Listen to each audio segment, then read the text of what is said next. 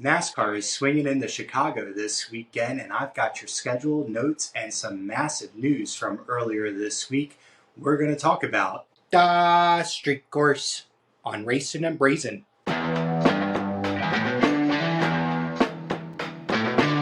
Well, hi folks, welcome back to Racin-n-Braisin. I am CJ, a lifelong NASCAR fan and chef with over 20 years experience, bringing you plenty of news and analysis from each race weekend, as well as a couple of tips and tricks from my kitchen to yours.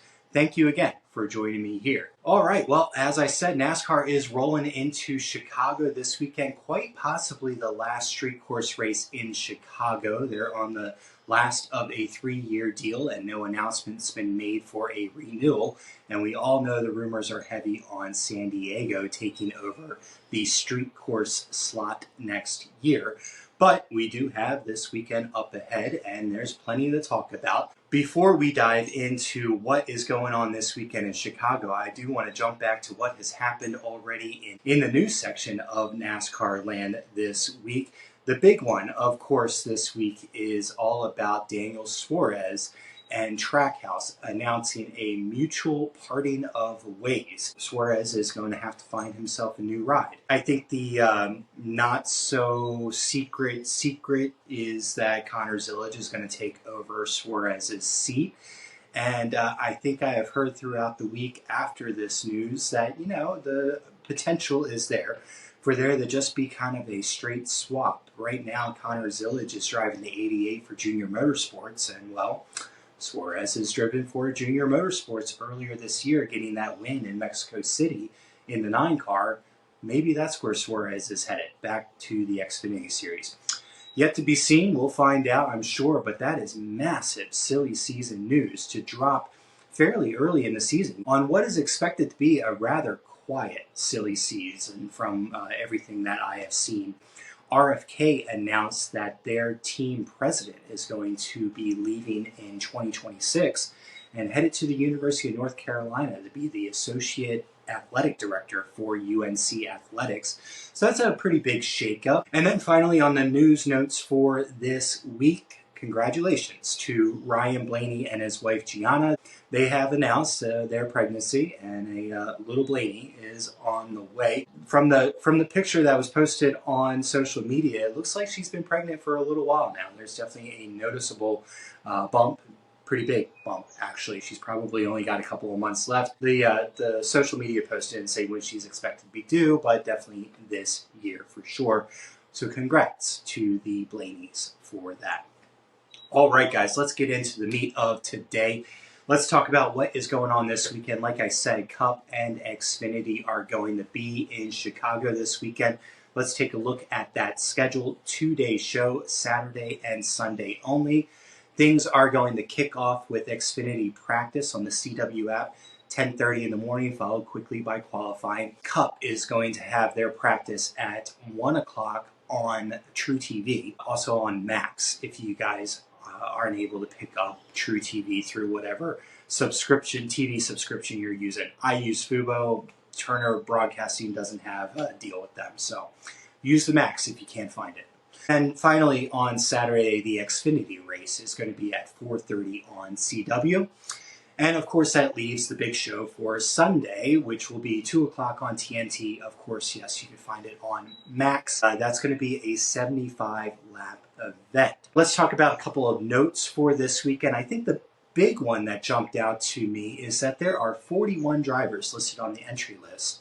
There's only 40 spots available, so somebody is going to be going home. The extra drivers that we're not used to seeing, Will Brown, he's an Aussie coming from Supercars. He's going to be in the 13 this weekend for Kaulig.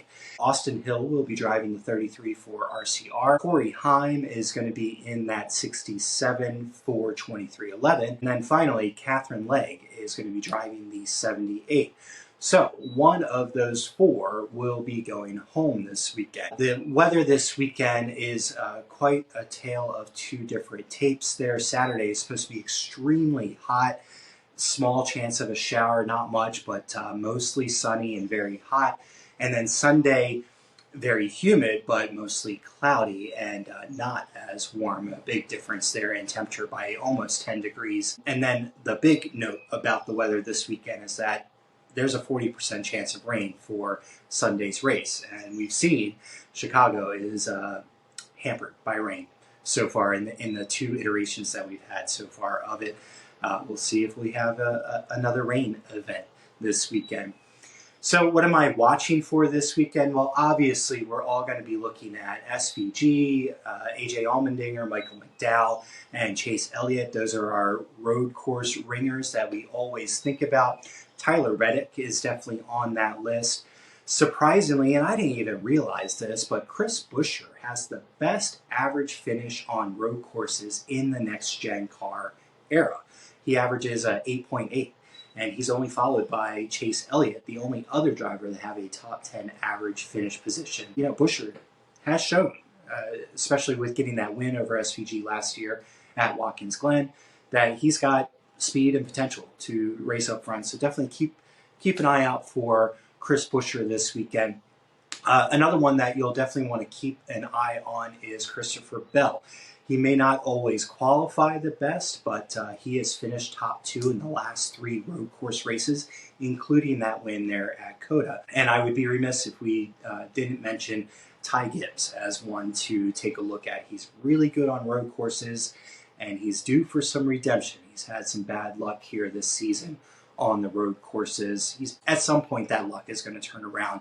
If you haven't heard the news in the last 10 days or so, we kind of noticed this at Pocono, even as far back as Michigan, that Ty Gibbs has had Chris Gabehart come in and be kind of a race director for the team. Not a crew chief, but a race director, and he is on the box in addition to the crew chief that Gibbs already has. So the 54 group and Joe Gibbs Racing are definitely pushing real hard for Gibbs to get a win, his first win for sure, but also to get all 4 Gibbs cars in the playoffs. Final thing to keep in mind, the last 9 races this season have had 9 different winners. With the playoffs approaching, only 8 more races before we get into the playoffs, there's only 4 spots remaining in that playoff field. So it's going to get interesting, and we've touched on that a little bit already. So that's what I'm keeping an eye on for this weekend. I hope you guys really have an opportunity to enjoy your 4th of July weekend. Definitely stay safe out there. I'm going to be making Italian beef sandwiches for the race on Sunday. It's a big process, and I'm going to try and capture most of it and see if I can't put that together in a how to do it at home kind of video.